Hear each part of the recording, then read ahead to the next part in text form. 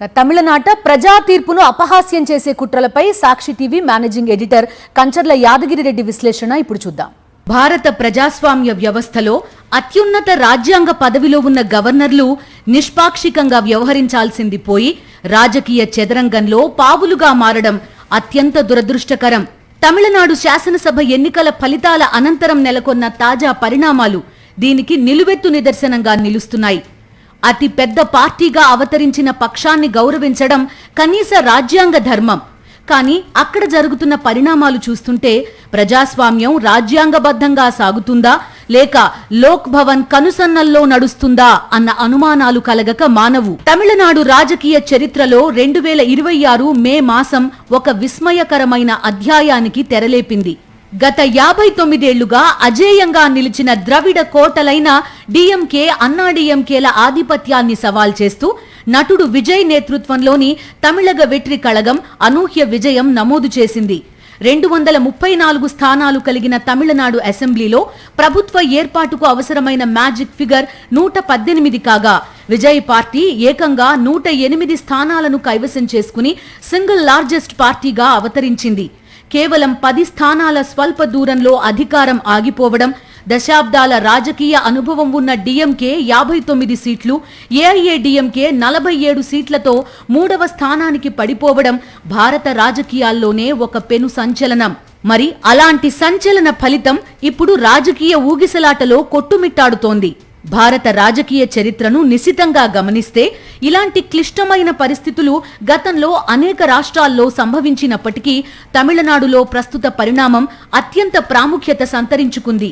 ప్రజాస్వామ్యంలో అత్యధిక సీట్లు సాధించిన సింగిల్ లార్జెస్ట్ పార్టీకే ప్రభుత్వం ఏర్పాటు చేసే నైతిక హక్కు ఉంటుంది. కానీ తెర వెనుక జరిగే రాజకీయ వ్యూహాలు ఒక్కోసారి ప్రజా తీర్పును పక్కదారి పట్టిస్తాయి.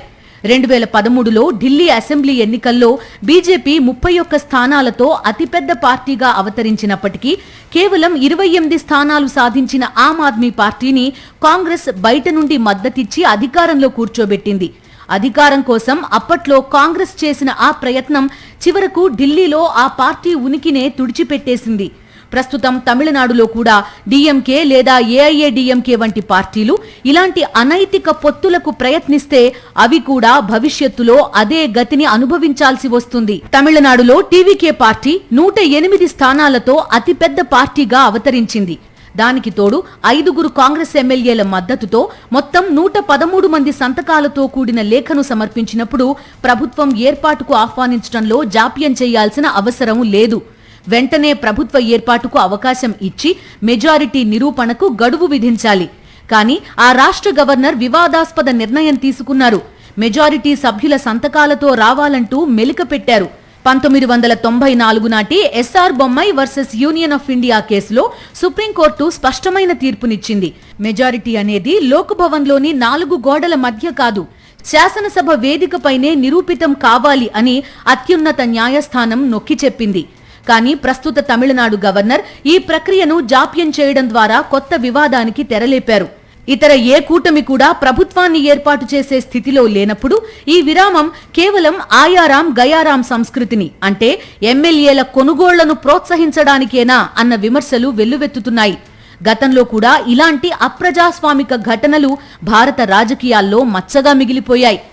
1984లో ఆంధ్రప్రదేశ్లో ఎన్టీ రామారావుకు స్పష్టమైన మెజారిటీ ఉన్నప్పటికీ అప్పటి గవర్నర్ రామ్లాల్ ఆయనను అక్రమంగా తొలగించి నాదెండ్ల భాస్కర్ రావుకు అవకాశం ఇవ్వడం దేశవ్యాప్తంగా సంచలనం సృష్టించింది.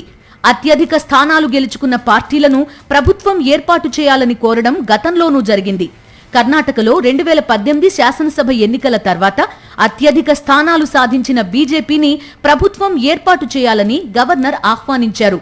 కాకపోతే మెజారిటీ నిరూపించుకోలేక నాటి ముఖ్యమంత్రి బిఎస్ యడ్యూరప్ప రాజీనామా చేయాల్సి వచ్చింది. అలాంటి నిర్ణయం ఇప్పుడు తమిళనాడుకు ఎందుకు వర్తించదు? 2019లో మహారాష్ట్రలో తెల్లవారుజామున చీకటి ఒప్పందాల మధ్య ముఖ్యమంత్రి ప్రమాణ స్వీకారం చేయించినప్పుడు మెజారిటీ గురించి ఆ రాష్ట్ర గవర్నర్ ఎందుకు మాట్లాడలేదు? ఇలాంటి ఘటనలే గవర్నర్ వ్యవస్థపై నమ్మకాన్ని సడలించేలా చేస్తున్నాయి. గతంలో గోవా, మణిపూర్ రాష్ట్రాల్లో అతిపెద్ద పార్టీలను కాదని తర్వాతి స్థానాల్లో ఉన్న కూటములకు అవకాశం ఇవ్వడం ద్వారా రాజ్యాంగ స్ఫూర్తిని దెబ్బతీశారు. ఇప్పుడు తమిళనాడులో ఆ పరిస్థితి కూడా లేదు. అక్కడ ఇతర ఏ పార్టీ లేదా కూటమి అధికారంలోకి రావాలని కోరుకోవడం లేదు. మరి గవర్నర్కు వచ్చిన సమస్య ఏంటో అర్థం కావడం లేదు. తమిళనాడు ప్రజలు మార్పును కోరుకుని విజయ్ నేతృత్వంలోని టీవీకేకు అధికారాన్ని అప్పగించాలనుకున్నప్పుడు ఆ తీర్పును అడ్డుకోవడానికి గవర్నర్ ఎవరన్న చర్చ ఇప్పుడు దేశవ్యాప్తంగా జరుగుతోంది. ప్రజాస్వామ్యంలో ప్రజలే ప్రభువులు. ఎన్నికల్లో గెలిచిన లేదా అధికారానికి చేరువైన నాయకుడికి తక్షణమే భద్రత కల్పించడం, గౌరవప్రదమైన ప్రోటోకాల్ పాటించడం ఒక రివాజు. అది ప్రజాస్వామ్యానికే ఒక అందం. కానీ విజయ్ కాన్వాయ్ విషయంలో గవర్నర్ పోలీసులపై మండిపడడం, భద్రత పట్ల అభ్యంతరాలు తెలపడం ఆయన పదవికి హుందాతనాన్ని తీసుకురాదు. పశ్చిమ బెంగాల్, అసోం, పుదుచ్చేరి వంటి రాష్ట్రాల్లో అనూహ్య విజయాలు సాధించిన బీజేపీ గవర్నర్ నిర్ణయం కారణంగా అప్రతిష్ట పాలైంది. బీజేపీ సారథ్యంలోని కేంద్ర ప్రభుత్వానికి కూడా ఈ వివాదం ఒక అపవాదుగా మారుతోంది. గవర్నర్ నిర్ణయం వెనుక కేంద్ర పెద్దలు ఉన్నారన్న ఆరోపణలు నిజమైతే అది దేశవ్యాప్తంగా బీజేపీకి రాజకీయ నష్టాన్ని కలిగిస్తుంది. ఇక తమిళనాడు విషయంలో మీడియా పాత్ర గురించి ఎంత చెప్పుకున్నా తక్కువే. ప్రజాస్వామ్యానికి 4వ స్తంభంగా ఉండాల్సిన ఫోర్త్ ఎస్టేట్ నేడు అభూత కల్పనలకు వేదికగా మారింది. తమిళనాడులో బద్ధ శత్రువులైన డీఎంకే, అన్నాడీఎంకేలు కలిసి ప్రభుత్వాన్ని ఏర్పాటు చేస్తాయని జాతీయ మీడియా కథనాలు అల్లడం జర్నలిజం విలువలకు తిలోదకాలు ఇవ్వడమే. డీఎంకే అధినేత స్టాలిన్ స్వయంగా ఖండించే వరకు ఈ తప్పుడు ప్రచారం కొనసాగడం గమనార్హం. తమకు నచ్చని పార్టీని అణగదొక్కడానికి లేదా నచ్చిన సిద్ధాంతాన్ని రుద్దడానికి మీడియాను ఒక ఆయుధంగా వాడుకోవడం క్షమించరాని నేరం. ముగింపుగా చెప్పాలంటే తమిళనాడు తరహా రొచ్చు రాజకీయాలు ఈ దేశానికి ఏమాత్రం శ్రేయస్కరం కాదు. ప్రపంచంలోనే అతిపెద్ద ప్రజాస్వామ్య దేశంగా పేరున్న భారత్ ఇలాంటి కుట్రలకు, కుతంత్రాలకు వేదిక కావడం దురదృష్టకరం. రాజ్యాంగ వ్యవస్థలు తమ పరిధిని దాటి రాజకీయ ప్రయోజనాల కోసం పనిచేస్తే అది సామాన్య ప్రజల నమ్మకాన్ని వమ్ము చేస్తుంది. ప్రజా తీర్పును గౌరవించడం, రాజ్యాంగం నిర్దేశించిన మార్గంలో నడవడం మాత్రమే ఈ వ్యవస్థలను కాపాడుతుంది. లేని పక్షంలో చరిత్రలో ఈ గవర్నర్లు కేవలం రాజకీయ తోలుబొమ్మలుగానే మిగిలిపోతారు.